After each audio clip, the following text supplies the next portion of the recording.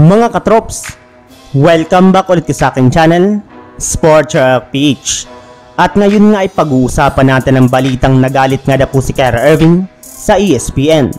Pag-uusapan na rin nga natin dito sa ating panibagong video, ang balitang meron nga na po ngayong 10 shooters ang Los Angeles Lakers.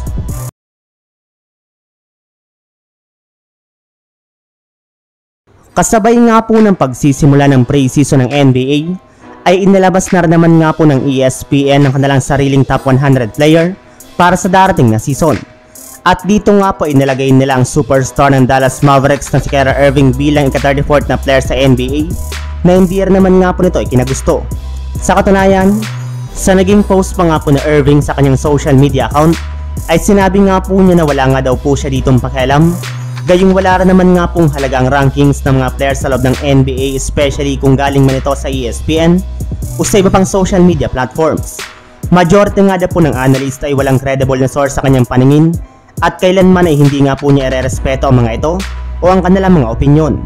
Well, para nga po sa inyong kaalaman mga katrops, kahit gaano man nga na po kagaling na player sa Irving ay nilagay lamang nga po nila siya bilang ika-34, gayong masyado nga pong naka-apekto sa kanyang rankings ang pagsuspension sa kanya ng NBA at ang pag-request niya ng trade sa koponan ng Brooklyn Nets. Samantala, punta naman tayo sa ating sunod na pag-uusapan.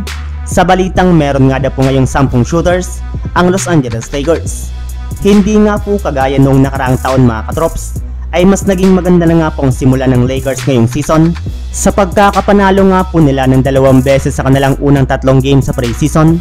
Gayong naipakita na naman nga po nila dito kung gaano kalalim ang kanilang kasalukuyang bench. At kasabay nga po niyan mga katrops, ay may lumabas nga po na balita na meron nga na po ngayong 10 shooters ang Los Angeles Lakers. Sa katunayan, meron pa nga po sila ngayong ranking kung sino sa kanila ang pinaka-shooter.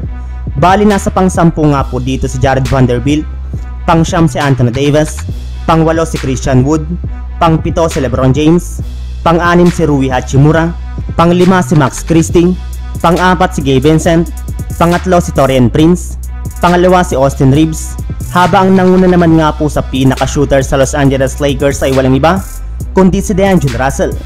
Kaya dahil nga po dyan ay mukhang hindi na nga po talaga magiging problema pa sa Lakers ang shooting at makakasabay na nga po sila sa mga mas malalakas na koponan sa NBA. So yun lang mga katrops, ang handog kong story ngayong araw. Sana nag-enjoy kayo, please like and subscribe my YouTube channel, Sports React PH, para sa iba pang story at update patungkol sa NBA. Kita-kits muli sa ating susunod na video.